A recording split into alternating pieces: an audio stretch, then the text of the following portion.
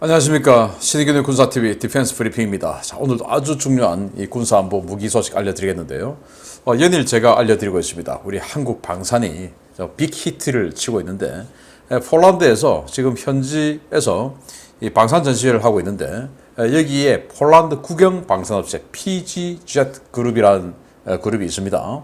이 국영 방산업체가 한국과의 협업에 대해서 아주 구체적으로 발표했는데, 이거 뭐 기존 그냥 그 현지 생산 이거 정도 수준이 아니다. 완전히 앞으로 같이 간다. 그리고는 이 유럽의 교두보가 된다. 라는 그런 선언을 했습니다. 이 내용. 그리고 시리아에 러시아군이 있다가 지금 전황이 우크라이나에 부족하니까 그쪽으로 많이 빠져서 없죠. 그러다 보니까 이스라엘이 시리아를 무인지경으로 폭격하고 있는데 또 국제공항 하나를 박살을 냈습니다. 어떤 내용인지 보도록 하겠습니다. 신의균의 군사TV도 구독, 알림, 좋아요 눌러주십시오. 자, 들어가기 전에 5가지 단신을 먼저 보겠는데요. 이란이 스텔스 미사일 초기함인 솔레이마니를 공개했다. 솔레이마니 어디서 많이 들어보셨죠? 바로 2020년 1월에 미국 무인기의 공격으로 죽은 이 쿠드스 군의 사령관이죠. 솔레이마니를 기리는 이 스텔스 초기함 만들었는데 생기기 그럴싸해요. 어떤 내용인지 보겠고, 그리고 스페인 후안 카를로스 경항공모함인데 지금은 상륙함으로 쓰고 있죠. 그 후안 카를로스 전단이 에게해로 들어갔습니다. 왜냐 지금 터키가 무기, 자주포, 전차 이런 것들을 비무장지대에 밀고 그렇게 해서 그리스와 터키, 이 나토 국가 간에 뭔가 전쟁이 벌어질 기미가 보이니까 지금 이 나토 상설 함대가 들어가서 이제 말리는 이제 이런 상황으로 가는데, 중간에 이 함대들이 있으면 전쟁을 못 하겠죠. 그런 차원에서 선발대로 지금 스페인군이 들어갔는데 어떤 내용인지 보겠습니다. 자, 첫 번째입니다. 이란이 자체 개발한 샤히드 솔레이마니급 미사일 초계함을 공개했습니다. 함대공 임무는 물론 무인기를 이용해 장거리 정찰과 대잠 작전까지 가능한 스텔스 전투함이라는데 그럴싸한 외형만큼 제 기능을 보여줄지 모르겠습니다. 우크라이나가 꽤 여유가 생긴 모양입니다. 우크라이나 국영 무기 수출 기업인 우크로보론프롬이 이번 전쟁에서 성능이 입증된 미사일 수출을 해외 바이어들과 논의하고 있으며 최소 6개국이 미사일 대량 도입을 희망하고 있다고 밝혀 주목됩니다. 프랑스군이 철수하고 러시아 바그너 그룹이 판을 치고 있는 북아프리카 말리에 독일 주도의 UN 평화유지군이 다시 투입되었습니다. 말리는 러시아가 전쟁 자금을 마련하기 위한 금광 장악에 혈안이 되어 있는 곳인데, 이곳에서 유엔군과 바그너 그룹의 충돌 위험도 커지고 있습니다. 세계 최대의 수호이 30 MKI 운영국가인 인도가 수호이 30 MKI를 4.5세대급 전투기로 탈바꿈시켜 장기 운용하기 위한 성능 개량에 들어갔습니다. 자국산 A사 레이더와 전자장비, 무장을 장착할 예정이라는데 원판보다 조악한 품질이 나오지 않을지 벌써부터 우려가 커지고 있습니다. 튀르키예와 그리스 간의 군사적 긴장감이 높아지는 가운데 나토가 태스크포스를 조직해 에게 일대의 군사적 긴장감 완화에 나섰습니다. 후안 카를로스 1세 강습 상륙함을 중심으로 한 나토 훈련 함대가 에게해에 전개해 당분간 해상 훈련을 실시한다는 소식입니다. 자, 이란 솔레이마니 보겠는데요. 그럴싸하게 생겼습니다. 쌍동선이죠. 이렇게 해서 뒤에 헬기 데크도 만들어 놨고, 여기 함대함 경사 발사관 여기 있는 것 같습니다. 양쪽으로 하면 한 4발 정도의 함대함 미사일을 장착하는 것 같고, 수직 발사관도 있다고 하는데 아무리 봐도 수직 발사관이 들어갈 공간은 따로 없는데, 만약에 수직 발사관이라면 이거 함교 지붕에 있는 이거가 수직 발사관이 아닐까? 그러면 도대체 함교 기능 어디서 하는지 아무튼 희한하게 만들어 놨고, 스텔스 초기함이라고 하지만 이 생긴 형상을 보면 각종 센서나 무장 이런 것들을 양 사방에 덕지덕지 붙여놓은 걸로 봐서 제대로 스텔스는 안 될 것 같습니다.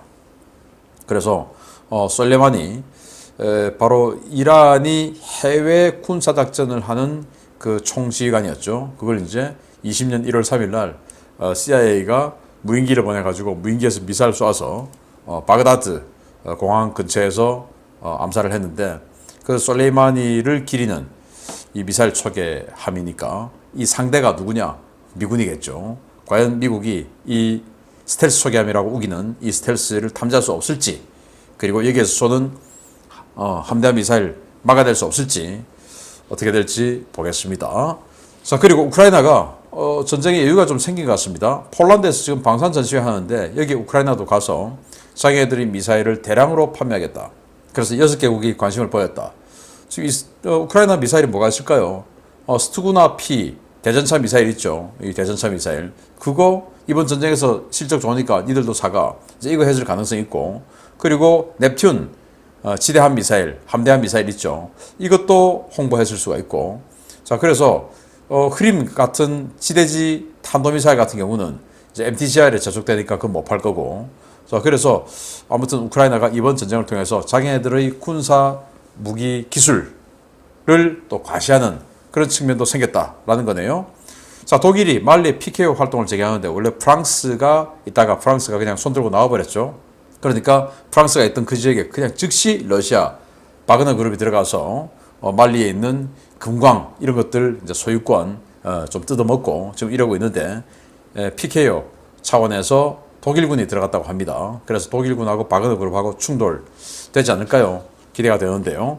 자, 그리고 인도가 수호이 30 이 전투기를 세계에서 가장 많이 운용하죠. 270대 정도로 운용을 하는데 지금은 여기 페사 레이더 수동식 위상 배열 레이더가 장착이 되어 있는데 이걸 이제 전자식으로 바꾸겠다. A사 레이더로 바꾸는데 테자스 하면서 이스라엘 기술 지원 받아서 A사 레이더 만들어 보니까 우리 이제 할 수 있잖아. 이렇게 돼서 자기네들이 만든 A사 레이더 물론 뭐 이스라엘 기술 지원 좀 받겠지만 그걸 여기다가 갖다 붙이고 그러면은 전투 체계하고 다 바꿔야 돼요. 과연 할 수 있을지 또 이거 하느라고 얼마나 또 오래 걸릴지. 원래는 미그 35에 들어가는 A사 레이더 쭉 AE 그걸 갖다 붙이려고 하다가 계약까지 했다가 모디 총리가 메이크 인 인디아 해야지 무슨 짓이야 하고는 계약 파기하고 지금 이렇게 자기네들이 직접 만들어서 갖다 붙인다고 하는데 어떻게 될지 궁금하기는 합니다. 후안 카를로스는 원래 해리어 운용하는 경항모 만들려고 했었죠. 그런데 이제 해리어는 다 퇴역하고 없고 여기다가 F-35 운용해야 되는데 어떻게 될지 모르겠습니다. 지금은 상륙함으로 써요. 헬기 모함으로 쓰고. 그래서 후안 카를로스를 기함으로 해서 스페인의 이지스함 한 척 그리고 올리버 하자드 페리급 스페인이 쓰고 있어요. 그거 한 척 해서 세 척으로 전단을 꾸려서 에게해로 밀어 넣었습니다. 제가 어제 알려드렸듯이 튀르키예가 지금 이 그리스가 튀르키예 전투기 F-16 전투기 2번이나 낙원했지 않습니까? 완전히 열받아가지고 이 비무장 지역에다가 자주포, 전차 이런 거 밀어넣고 있으니까 나토 국가끼리 전쟁 생기면 안 되니까 지금 말리로 들어가는데 스페인이 맨 먼저 들어갔다라는 소식. 이제 후속으로 나토가 원래 북해 지역 그리고 지중해 지역 이렇게 해서 상설함대를 2개를 운영하고 있어요. 그 지중해 상설함대의 선발대로 스페인군이 들어가고 나중에 이태리 또 프랑스 이런 해군들도 들어갈 겁니다. 그렇게 해서 전쟁을 방지하는 이런 차원이다. 전쟁하면 안 되죠. 그 동맹군끼리.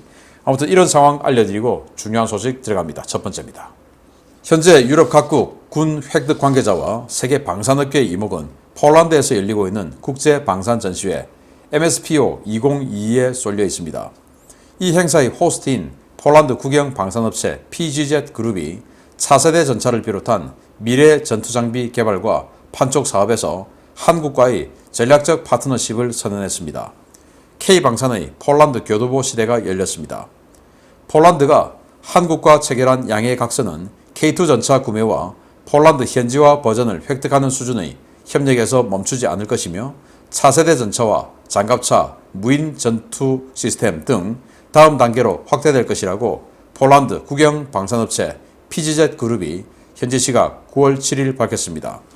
PGZ 그룹은 MSPO 2022 행사 중에 배포한 보도 자료에서 중요한 것은 우리의 협력은 폴란드군의 소요를 충족하는 것은 물론 제3의 시장을 위한 장비 제공 영역까지 포함한다 라며 우리의 협력은 무기체계와 기술을 연구하고 개발하는 것에서부터 생산, 수리와 현대화 등 무기체계의 수명주기 전체를 포괄하는 수준까지 확장될 것이다 라고 선언했습니다. 그룹은 연구개발에서 수명주기 전체에 대한 관리까지 아우르는 우리의 파트너십은 한국, 폴란드 산업동맹의 결실이며 한국과 폴란드는 물론 미래 다른 모든 고객의 안보를 괄목할 만하게 향상시킬 수 있는 새로운 품질의 결과물들을 계속해서 만들어낼 것이다 라고 밝혔습니다. 폴란드 집권 여당의 실세 중에 한 명으로 국방부와 내무부 등에서 차관급 인사를 역임하고 지난해 피지젯 그룹의 회장에 선임된 세바스티안 크바야크 회장은 우리 파트너십의 다음 단계 로드맵은 K2 전차 생산 공장을 어디에 유치할 것인지 발표하는 것이며 곧 국민 여러분께 알려드릴 것이다 라고 밝혔는데요. 크바야크 회장은 이 공장에서 K2 전차는 물론 4세대 전차와 신형 장갑차, 무인 전투 차량의 개발과 생산도 단계적으로 이루어질 것이다 라고 강조했습니다. 크바야크 회장은 K2PL 모델은 기존의 K2 전차와 비교해 더욱 확대 개량될 것이며 기존의 현대 로템이 제안한 형상과는 다를 것이다 라고 밝혔는데요. 피지젯 그룹이 K2 계열 전차의 현지 생산과 폴란드군 납품은 물론 유럽 등 제3국의 수출을 위한 판촉과 생산, 나아가 4세대 전차 개발도 한국과 함께 할 것임을 여러 차례 강조했습니다. 이는 폴란드 국영 방산업체인 피지젯 그룹이 우리 K방산의 동유럽 교두보이자 생산 기지가 된다는 것을 의미하는 것인데요. 폴란드를 시작으로 비셰그라드 그룹, 북유럽과 남유럽까지 K방산 돌풍이 더욱 더 강하게 휘몰아치기를 기대해 보겠습니다. 야, 정말 엄청난 선언을 했습니다. 단지 그냥 폴란드군 현대화 여기에서 그치는 게 아니야. 이제 미래까지, 그리고 폴란드뿐만 아니고 전 유럽의 무기 체계를 개선시키는데 우리 피지젯 그룹이 현대 로템 또 한화 디펜스 이런 한국 회사들과 협업해서 우리는 그렇게 해나갈 거야 라고 선언을 한 건데요. 그러면서 이제 자기네들이 로템이 지금 엄청나게 이렇게 무기 체계를 공개했는데 K808 이 장갑차에서부터 또 신형 전투장갑차, 차륜형 전투장갑차, 그리고 K2, 그리고 차세대 전차 이런 거 K3죠. 자, 그래서 K2 PL 만드는데 기존의 현대 로템이 보기류 한 개 더 늘려서 7개 보기류 만들고 좀 더 덩치 키운다. 이거하고 더 다르다. 즉 자기네들의 생각이 더 많이 들어간 전차를 만들 거야. 그래서 우리는 들러리임은 아니야. 완전히 그냥 하청업체는 아니야. 라고 이야기를 하면서 우리가 우리의 생각을 많이 반영한 전차를 만들어 가니까 국민 여러분 믿고 지켜봐 주세요. 이런 거 아니겠습니까? 그러면서 이렇게 K3 전차까지도 우리는 같이 할 거야. 그리고 무인 전투 로봇도 같이 할 거야. 이런 로드맵을 발표하는데 이거 이제 차륜형 차세대 전투 장갑차죠. 이런 거 다 한다라고 하면서 이 폴란드가 독일과 프랑스가 공동 개발하는 전차 사업에 같이 끼워달라 하고는 거기에서 안 돼. 니들이 감히 어디 이런 우리 같은 반열하고 어깨를 나란히 해. 안 돼. 하고는 독일이 내쳐버렸죠.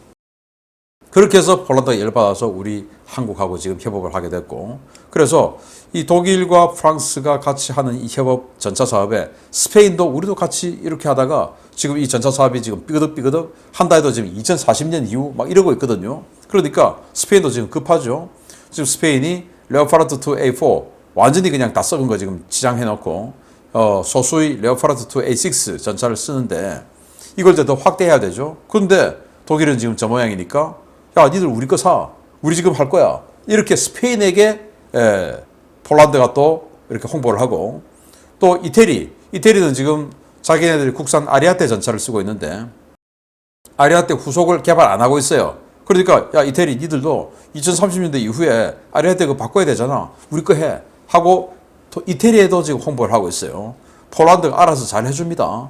자, 이렇게 우리 한국 방산이 폴란드를 교두보로 이 폴란드 주변에 있는 동구권 국가, 비셰그라드 그룹이라고 하는데 그 동구권 출신 국가들, 그리고 북유럽, 서유럽 전체를 그냥 석권하는 교두보가 되어주기를 기대합니다. 그렇게 하겠다고 선언했습니다. 기대됩니다. 두 번째입니다. 이스라엘이 지난주 미사일 공습을 가했던 시리아 북부 알레포 국제공항에 또 공습을 실시했다는 소식입니다. 지난주 공습 때는 물류시설이 파괴됐는데 이제는 공항 자체가 폐쇄될 수준의 피해가 발생했습니다. 이스라엘이 현지 시각 9월 6일 야간에 시리아 북부 알레포 국제공항에 대한 대규모 미사일 공격을 가했으며 이로 인해 공항이 폐쇄되었다고 시리아 국영 사나 통신을 인용해서 아랍권 매체들이 현지 시각 9월 7일 일제히 보도했습니다. 이번 공습은 전자전기 지원을 받은 이스라엘 공군 F-15와 F-16 전투기들에 의해 수행됐는데요. 시리아군 당국은 이번 공습이 현지 시각으로 9월 6일 오후 8시 16분부터 서부 항구 도시 라타키아 일대에서 시작되었다고 밝혔습니다. 이스라엘 공군 전투기들은 대담하게도 러시아, 시리아 주둔군이 배치되어 있는 흐메이밈 공군기지에서 북쪽으로 불과 10여 킬로미터 떨어진 라타키아 상공을 통해 시리아 영공에 진입했습니다. 이스라엘 전투기들은 시리아 영공으로 진입한 후 약 130km 거리에서 공대지 미사일을 대량으로 발사해 알레포 국제공항을 강타했습니다. 시리아 반공군은 가용 방공자산을 총동원해 대응했지만 중장거리 방공자산은 이스라엘 전자전기의 광역 재밍에 모두 침묵당했고 단거리 방공 시스템 몇 기만이 이스라엘의 미사일 중 극히 일부를 격추하는 데 성공한 것으로 전해졌습니다. 시리아 정부는 이번 공습에서 공항 일부가 파손됐다고 밝혔지만 시리아 인권관측소 측은 최소 3명이 전사하고 공항 내 이란 혁명수비대 예하의 민병대 창고, 활주로 등이 초토화됐다고 전했는데요. 이번 공습으로 알레포 공항이 완파되면서 시리아 정부는 알레포 공항의 모든 노선을 폐쇄하고 다마스쿠스 국제공항에 대체 노선을 개설한다고 밝혔습니다. 시리아 정부 교통부는 현지 시각 7일 보도자료를 내고 알레포 국제공항은 복구가 완료될 때까지 모든 노선을 폐쇄할 것이며 정부는 주민들의 편의를 위해 알레포 공항과 다마스쿠스 공항 사이에 무료 셔틀버스를 운행할 것이다 라고 발표해 이번 알레포 공항 파괴 정도가 예상보다 크다는 점을 간접적으로 시인했습니다. 이스라엘은 지난 8월 31일에도 이란 혁명수비대 산하의 화물기 착륙을 막기 위해 알레포와 다마스쿠스에 연쇄 공습을 실시한 바 있는데요. 이스라엘의 연이은 공습에도 불구하고 끈질기게 이란 무기와 병력을 들여오고 있는 시리아, 아무래도 모든 공항시설과 대통령 관저가 초토화되어 봐야 정신을 차릴 것 같습니다. 야, 이스라엘 과감합니다. 지금 한 달 사이에 3번이나 대규모 공습을 실시를 했는데요. 이번에는 그냥 아예 영토 안으로 들어가서 미사일을 때렸는데요.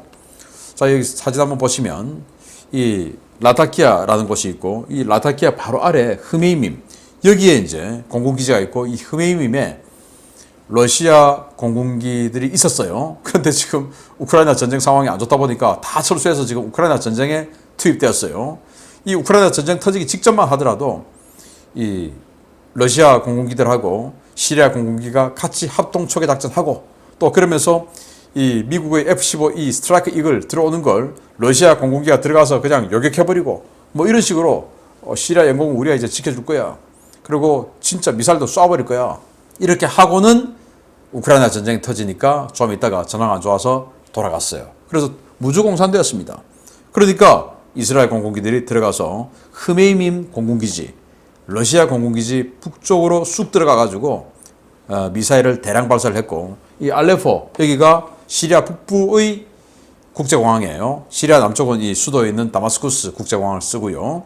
여기다가 미사일 대량으로 쐈는데 램페이지 미사일을 쏜 거죠. 공대지 미사일 이스라엘제입니다. 여기에서 알레포까지 한 130km. 그래서 어디까지 들어가서 쐈는지는 알 수 없어요. 이스라엘이 말을 안 했으니까. 그런데 어쨌든 이 해안선에서 130km 안에 있는 곳이 알레포인데 여기에 들어가서 미사일을 쐈고 시리아 같은 경우는 S-300 또 S-200이라고 할 수 있는 SA-5, SA-2, SA-6 그리고 판치르 등 아주 다양한 사거리의 다양한 방공무기를 가지고 있는데 그게 이 이스라엘군의 전자전기가 들어가가지고 완전히 광역재밍으로 그냥 뭐 먹통을 만들어 버린 거죠. 그래서 일부 적어도 방공 시스템이 작전을 하면서 요격을 몇 발 했다라고 하는데 그냥 뭐 초토화가 되었고요. 이 사진이 이번에 활주로가 맞아가지고 활주로가 완전히 지금 파편이 비산돼서 못 쓰게 된 이런 상황입니다. 이게 지금 현재 폭격받아서 파괴된 활주로의 모습이고요. 이게 이제 8월 31일 날 폭격했던 그때의 알레포 사진인데 그때 활주로 때려서 활주로 못 쓰게 만들고 또 다른 시설도 때리고 뭐 이런 식으로 해서 이때 이란 화물기가 이 알레포에 착륙하려고 하는 것을 착륙 못하게 활주로를 때리고 그래서 다마스쿠스에 착륙하려고 하는 것을 이제 남쪽으로 기술을 돌려서 한 400km 됩니다. 또 다마스쿠스 공항까지 때려버렸어요. 그래서 이제 이란 화물기를 돌아가게끔 만들었는데 이번에는 왜 때렸는지 그건 지금 알려져 있지 않아요. 그렇지만은 어쨌든 전례를 봤을 때 이란에서 무기들을 들여오다가 이스라엘이 그거를 선제 타격한 거 아닌가 생각이 되는데, 아무튼 이렇게 국가 안보를 지키기 위해서, 국민의 생명을 지키기 위해서 정말 선제적으로 타격하는 거, 우리가 뭐 매일 하자는 거 아니고 정말 북한이 우리를 공격하려고 하는 징후가 확실하면 선제 타격해야 되죠. 북한의 그 엄청난 탄도미사일과 로켓들을 우리가 맞으면 안 되지 않습니까? 선제 타격. 정말 떨리고 결심하기 힘든 일이 되겠지만 최선의 공격이 최선의 방어다라고 하는 이 이스라엘의 이런 예를 보면서 우리는 언제든지 우리도 북한이 도발하려고 하면은 선제 타격한다. 그건 정권 진보 보수 할 것 없이 무조건 우리 국민 생명을 지키기 위해서 선제 타격이다 라는 것은 우리가 결심하고 있기를 바랍니다. 마치겠습니다. 감사합니다.